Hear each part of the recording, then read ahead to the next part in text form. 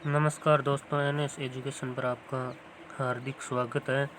अब आगे मैं जो मौलिक अधिकार बचे हुए थे उनको लेकर आया हूँ। एक पहला जो मौलिक अधिकार है वो हमने पूरा पढ़ लिया था। अब दूसरा जो मौलिक अधिकार है उसको पढ़ने हम जा रहे हैं। ध्यान में रखना आपको, वर्तमान में मौलिक अधिकारों की संख्या है वो 6 और मूल संविधान में मौलिक अधिकारों की संख्या 7 थी। देखिए, आगे हम जो आज पढ़ने जा रहे हैं वो है स्वतंत्रता का अधिकार। दूसरा जो हमारा मौलिक अधिकार है वो है स्वतंत्रता का अधिकार। स्वतंत्रता के अधिकार का वर्णन है वो अनुच्छेद 19 से लेकर 22 तक किया गया है। ये आपको ध्यान में रखना है, 19 से 22 तक। इससे पहले हमने समानता का अधिकार पढ़ा था, उनका वर्णन 14 से लेकर 18 तक था। और याद करने का तरीका भी बताया था आपको, 4 3 2 3 2 अंतर इनका बताया था मैंने आपको। अब देखिए, स्वतंत्रता का जो अधिकार है उसमें सबसे पहले हम अनुच्छेद जो 19 है उसको पढ़ेंगे कि इसमें क्या लिखा हुआ है। अनुच्छेद 19 में देश के नागरिकों को 6 प्रकार की स्वतंत्रताएं प्रदान की गई हैं। अब देखिए, यहाँ आपको महत्वपूर्ण बात ध्यान में रखनी है कि जो 19वां अनुच्छेद है उसमें नागरिकों को 6 प्रकार की स्वतंत्रताएं प्रदान की गई हैं। अब कई बार प्रश्न सीधे पूछ लेता है कि जो 19वां अनुच्छेद है उसमें कितने प्रकार की स्वतंत्रताएं दी हुई हैं, तो हम बाद में भूल जाते हैं कि 5 है या 6 है। तो देखिए, इनको याद रखने के लिए 19 इस 9 को आप उल्टा कीजिए तो इसका 6 बन जाता है। तो आपको ध्यान में रखना है कि अनुच्छेद 19 में 6 प्रकार की स्वतंत्रताएं प्रदान की गई है, न कि 5। आपको ये याद करने का तरीका वो मैंने बता दिया है। अब देखिए, जो 6 प्रकार की स्वतंत्रता है उनको भी मैं आपको आसान तरीके से बता दूंगा कि आपको कैसे याद होगी। एक सूत्र याद रखना है आपको। सूत्र है, अगर आप इस सूत्र को 4-5 बार दोहराओगे तो ये अपने आप आपको याद हो जाएगा। वो सूत्र है, बोलो शांति संग विचरण रहने रोजगार की स्वतंत्रता। बोलो शांति संग विचरण रहने रोजगार की स्वतंत्रता। ये इतना सा सूत्र याद है तो आपको 6 प्रकार की जो स्वतंत्रताएं हैं वो याद हो जाएगी। तो पहले ये सूत्र याद करना है, बोलो शांति संग विचरण रहने रोजगार की स्वतंत्रता। इसके बाद में आपको वो 6 प्रकार की जो स्वतंत्रता है इस सूत्र के द्वारा कैसे याद होगी। देखिए, यहाँ बोलो से पहली जो स्वतंत्रता है वो है, बोलो से देखिए, बोलने की स्वतंत्रता। बोलने की स्वतंत्रता अनुच्छेद 19 क में दी हुई है, ये ध्यान में रखना। 19 क में है। यहाँ सीधा प्रश्न ये भी पूछ सकता है कि बोलने की स्वतंत्रता वो कौन से अनुच्छेद में है, तो 19 क में होगी। इसके बाद में दूसरा सूत्र का जो शब्द है वो है शांति। शांति से हमें ये लेना है कि शांतिपूर्ण बिना अस्त्र शस्त्र के सम्मेलन करने की स्वतंत्रता। अब देखिए, शांति से दूसरी जो स्वतंत्रता वो बनती है शांतिपूर्ण बिना अस्त्र शस्त्र के सम्मेलन करने की स्वतंत्रता। अब यहाँ जो हिंदी वाले छात्र वो ध्यान में रखिए, अस्त्र और शस्त्र में अंतर होता है। शस्त्र होता है उसको तो हाथ में पकड़कर चलाया जाता है, और अस्त्र वे होते हैं जिनको फेंक कर चलाया जाता है। इसके बाद संघ से क्या बना हमारा सूत्र में, देखिए, संघ। संघ से बना कि संघ बनाने की स्वतंत्रता। किसी भी प्रकार का हम संघ बना सकते हैं, ये संघ बनाने की स्वतंत्रता है। इसके बाद विचरण, भारत के किसी भी क्षेत्र में विचरण करने की स्वतंत्रता। यहाँ विचरण से विचरण हो गया, भारत के किसी भी क्षेत्र में विचरण करने की स्वतंत्रता वो प्रदान की गई है। इसके बाद में रहने से क्या बना, यहाँ देखिए, रहने से बना भारत के किसी भी क्षेत्र में रहने की स्वतंत्रता। भारत के किसी भी क्षेत्र में रहने की स्वतंत्रता।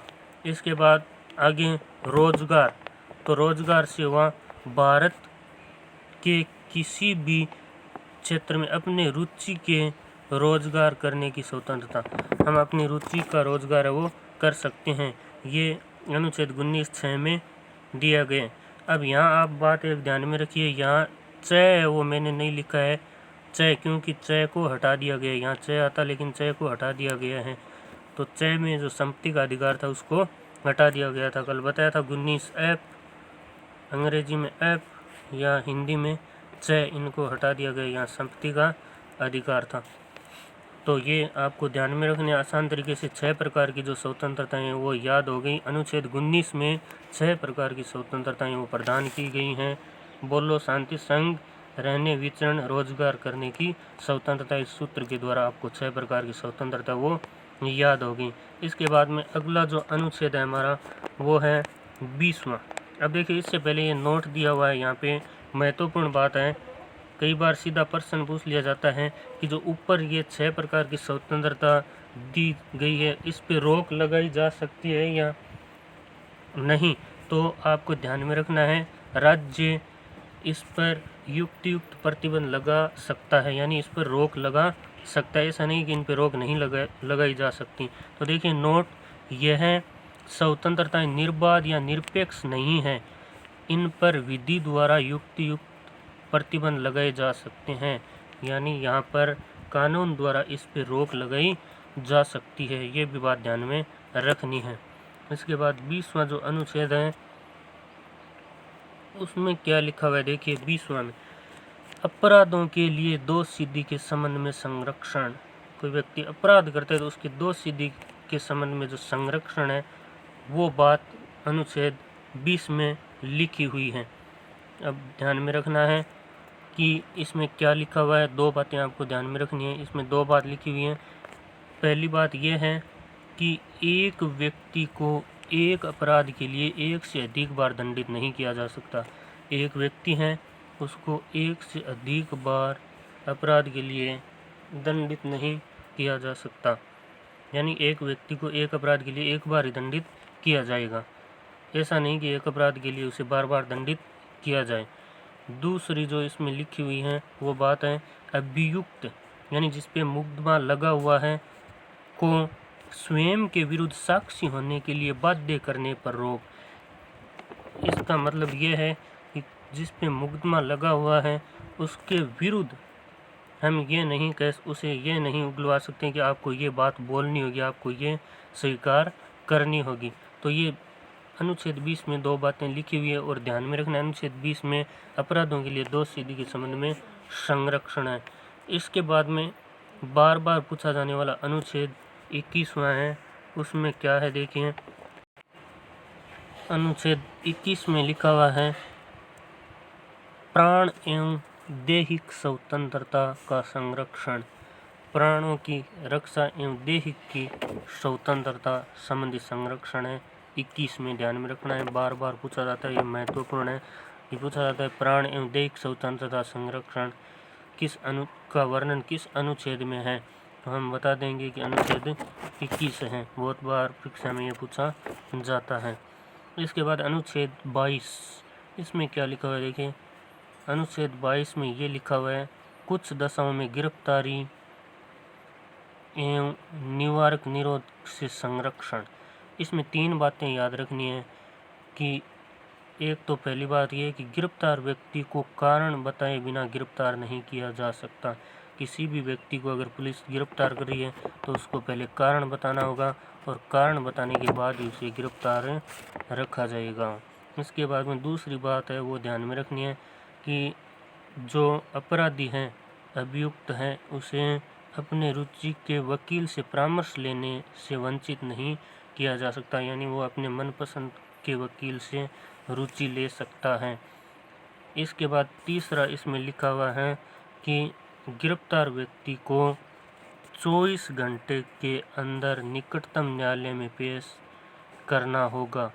जो गिरफ्तार व्यक्ति हैं उसको 24 घंटे के अंदर जो निकटतम न्यायालय है उसमें पेश करना अनिवार्य होगा। ये बात आपको ध्यान में रखनी है। यहाँ कई बार प्रश्न पूछ लेता है कि उस 24 घंटे में गिरफ्तार किए गए व्यक्ति को लाने का समय, जैसे यहाँ से कई दूरी पर स्थित है वो, तो वो आने जाने का समय वो काटा जाता है, वो समय है वो इसमें काउंट नहीं होता है। इसके बाद में अगला जो अधिकार है, हम 2 अधिकार है वो हो गए हमारे। एक पहला अधिकार था समानता का अधिकार और दूसरा स्वतंत्रता का अधिकार। अब तीसरा जो अधिकार है वो है शोषण के विरुद्ध अधिकार। महत्वपूर्ण है, काफ़ी ध्यान में रखना। शोषण के विरुद्ध तीसरा हमारा शोषण के विरुद्ध अधिकार, इनका वर्णन अनुच्छेद 23 से 24 में किया गया है। अनुच्छेद 23 से 24 में 2 अनुच्छेद याद रखने। शोषण के विरुद्ध अधिकार का वर्णन किन अनुच्छेदों में? 23 से 24। अब देखिए 23 और 24 है वो बार बार परीक्षा में पूछा जाता है और आसान है बिल्कुल। 23 में क्या लिखा हुआ है? अनुच्छेद 23 में मानव की खरीद फरोख्त एवं उससे बेगार लेने को गैर कानूनी घोषित किया जाता है। यानी मानव की खरीद, मानव का व्यापार नहीं कर सकते और मानव को बेगार लेने से गैर कानूनी घोषित किया गया इसमें अनुच्छेद 23 में। इसके बाद अनुच्छेद 24 है वो है 14 वर्ष से कम आयु के बालकों को कारखानों एवं खानों में लगाने को नियोजित नहीं किया जाएगा। यानी 23 मानव की खरीद फरोख्त यानी मानव का लेन देन व्यापार नहीं कर सकते, 23 में ये लिखा हुआ है। और 24 में देखिए यहाँ क्या लिखा हुआ है? 24 में 14 वर्ष से। अब 24 को याद कर लीजिए, बार बार पूछा जाता है। 24 में 4 है और 14 में 4 है तो याद हो गया। 24 में ये बात लिखी हुई है कि 14 वर्ष से कम आयु के बालकों को कारखानों एवं खानों में लगाने को नियोजित नहीं किया जा सकता। 24वां ये अनुच्छेद महत्वपूर्ण है, याद रखना है।